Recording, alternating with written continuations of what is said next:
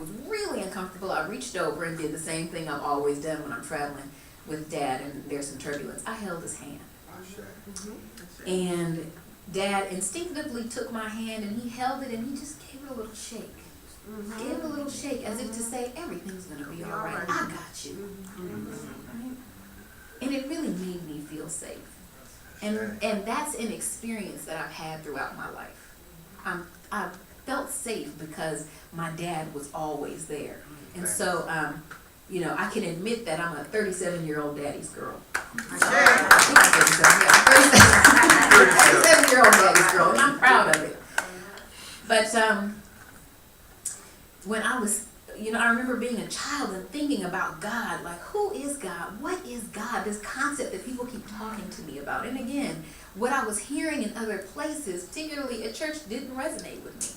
I felt about our preacher like my dad did. He was this guy, he had a white pompadour and a gold tooth and a pinky ring and always had on a gray suit and a diamond tie tack. He just kind of looked like he might have been friends with Dolomite. Stop it! All right.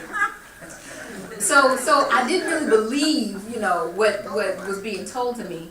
But so what resonated with me was what my dad told me. And I remember thinking to myself, if God loves me half as much as Dad does, I'll be all right. Yes. And that really helped me to build my greater definition of who and what God is. So fathers are naturally very protective. They help to ensure a safe and secure environment for the entire family, and it's important to the health and well-being of the entire community, that role as a father, a protector. The Book of Sacred Prayers and Praises offers us an image of Amun-Ra as our spiritual father. Yeah. Okay, so on page 19, in passage number 6, page 19, passage number 6, it says, O Father Amun-Ra, I cry out to you, for I am in the midst of many enemies, and the whole of this land is against me. I am alone and my only defense, for many soldiers have deserted me. My chariots refuse to remain with me. Though I called out to them, there was none who responded to my call. So we're seeing this outcry to the spiritual father for the type of assistance that nobody else can offer in that place. And how many times have we looked to our own fathers for that same type of love and kindness? So again, this is a outpicturing of that same energy being expressed in life as we can look to the Most High for. Also in the Book of Prayers and Sacred Praises on page 20, passage number 7 tells us, do not the widows say, you are our husband, and the small children say, you are our father and mother. The rich boast with your beauty, and the poor revere your presence. The prisoner turns to you, and the sick call out to you. Your name will be a protection for the body of anyone who is alone. It is salvation and health for those on the water and deliverance from the crocodile. It is good to remember Ra in a time of turmoil, for he is a deliverance from the mouth of the aggressive. It's that safe space that our spiritual father-mother gives us, right? We think of Amun-Ra, the Most High is bigger than gender, bigger than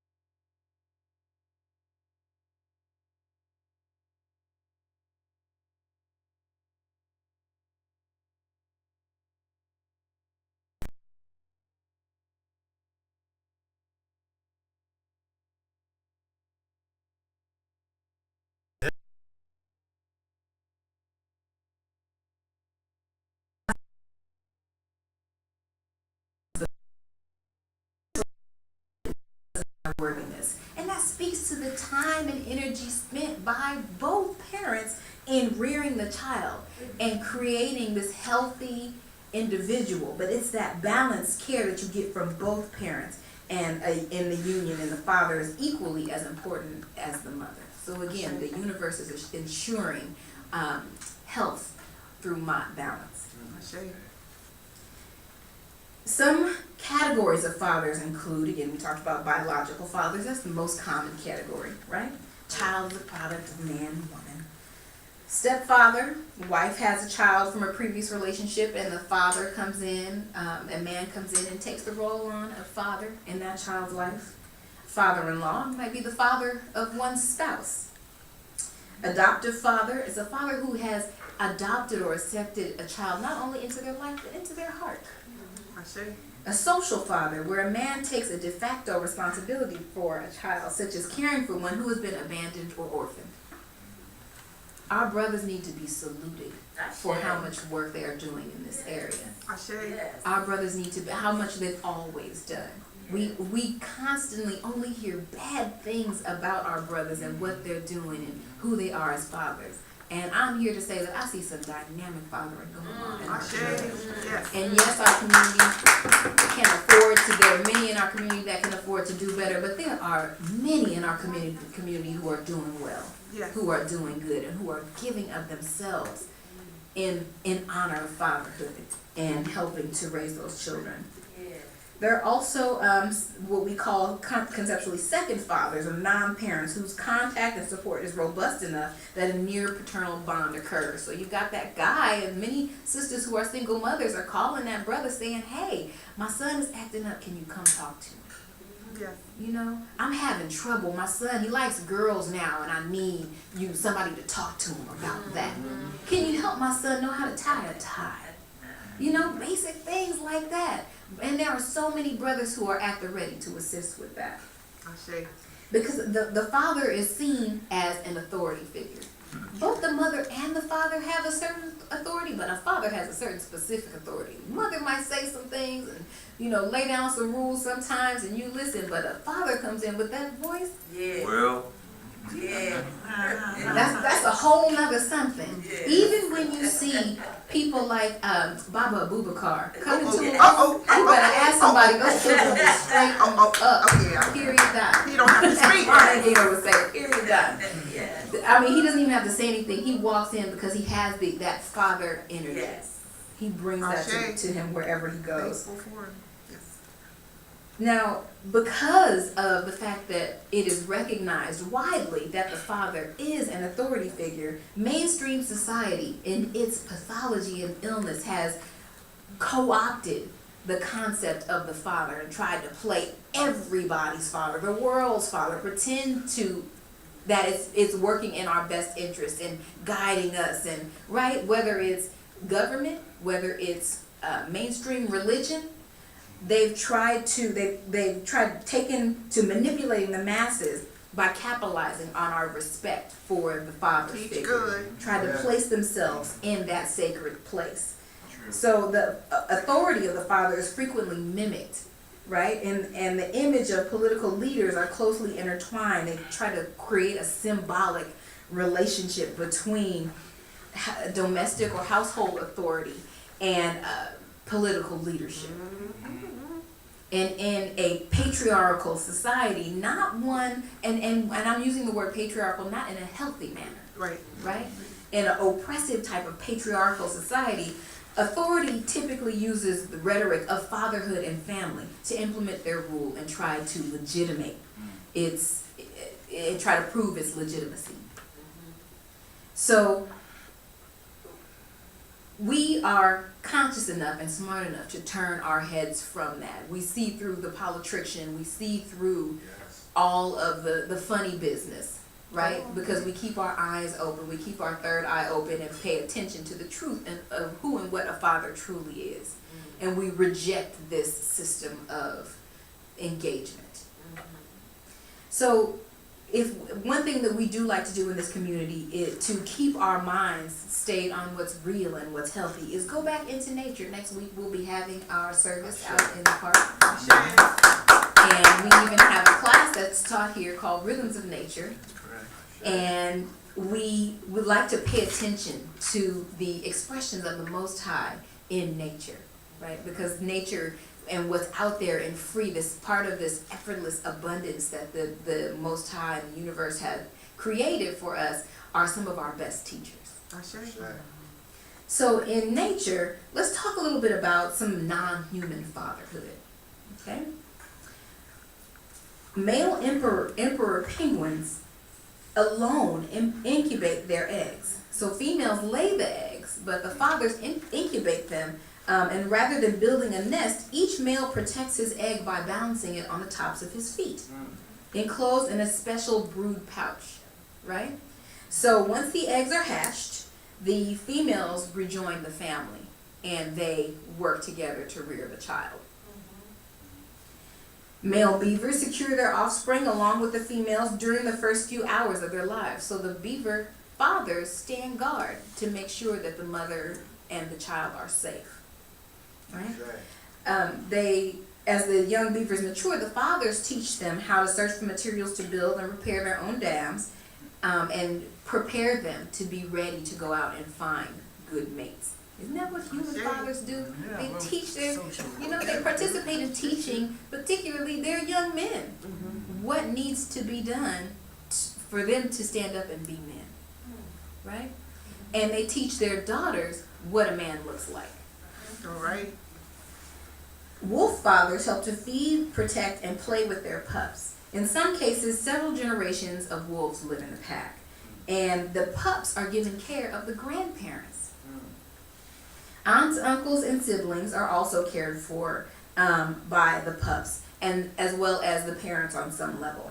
So the father wolf is the one who does most of the hunting when the females are securing the newborn pups. So she's just had the pups and she's taking care of them, so the father goes out and does the hunting, and they work together for the health of the family.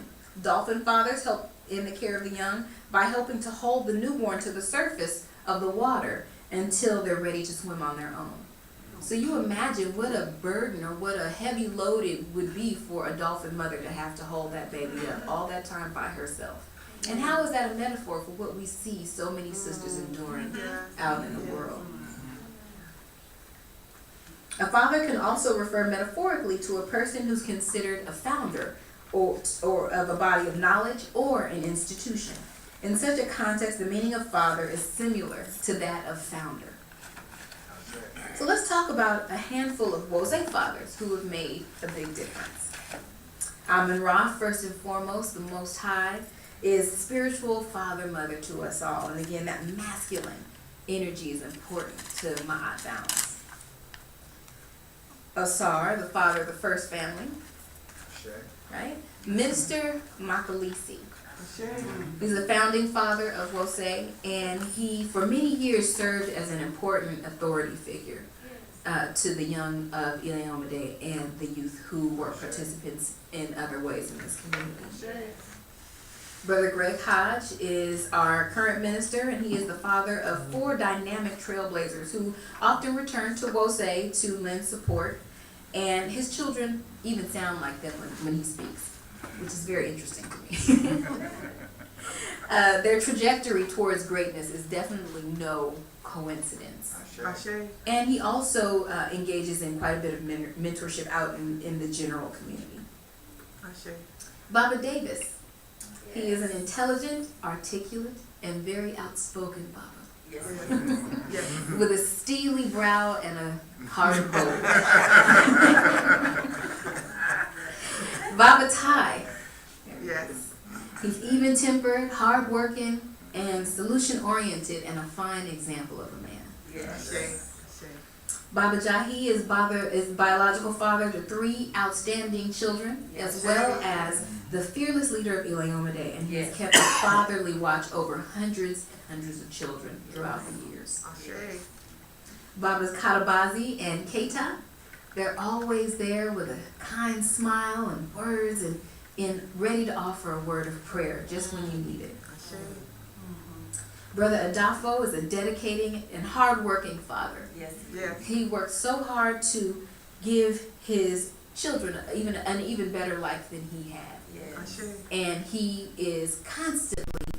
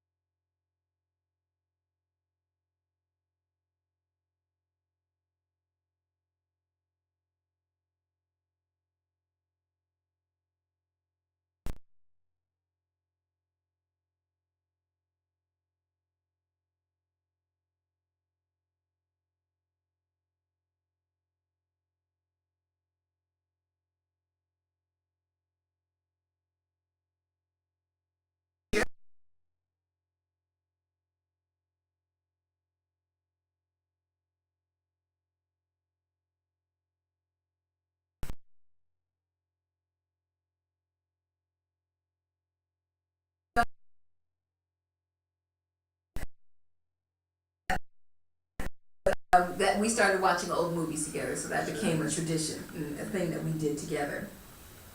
I think that I have explored every playground in San Francisco. Anytime we were going somewhere and we passed the playground, Dad always left a few minutes for us to stop and for me to have a chance to play.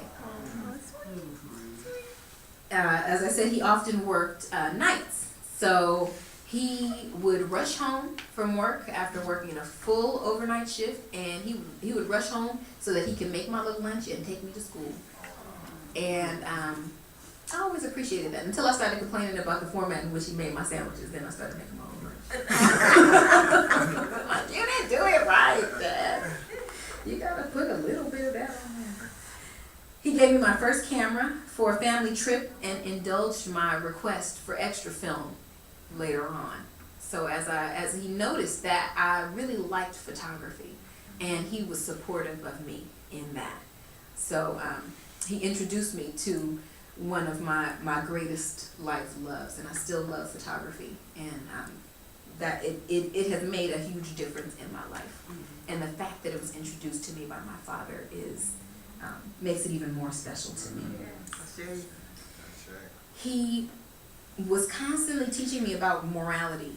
He lived as an example. He was always very kind and loving and accepting of people.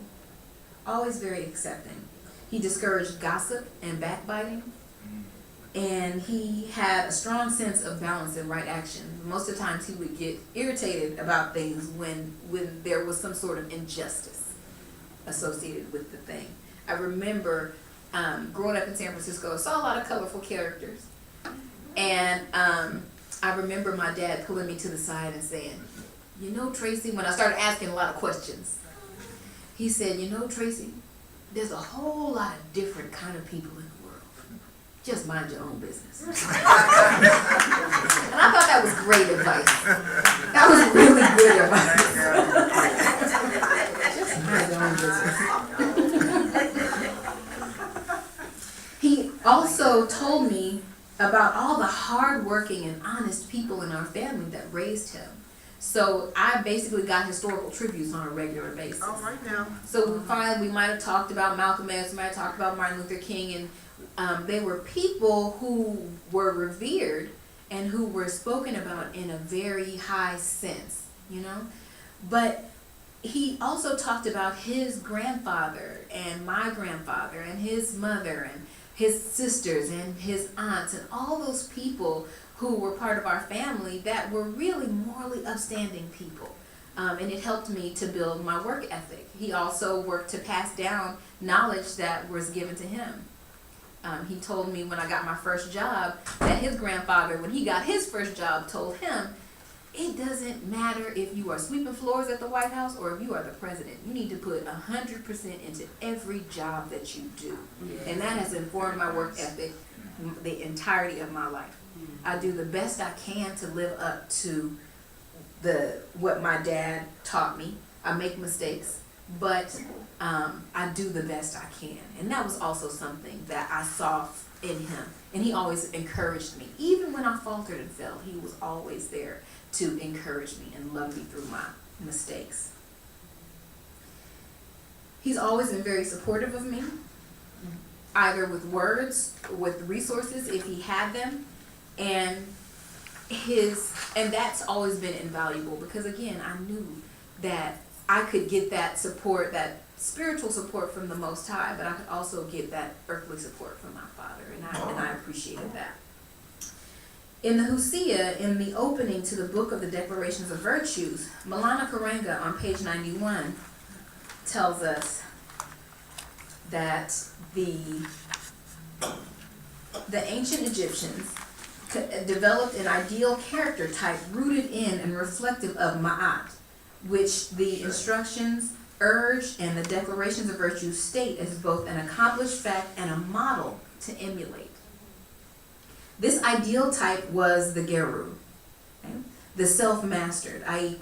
calm, silent, controlled, modest, wise, gentle, and socially active. And the Geru Ma'at, who was truly self-mastered. So the Geru was the self-mastered. But the second, the Geru Ma'at, was a kind of master of the self-mastered, right? So the pinnacle.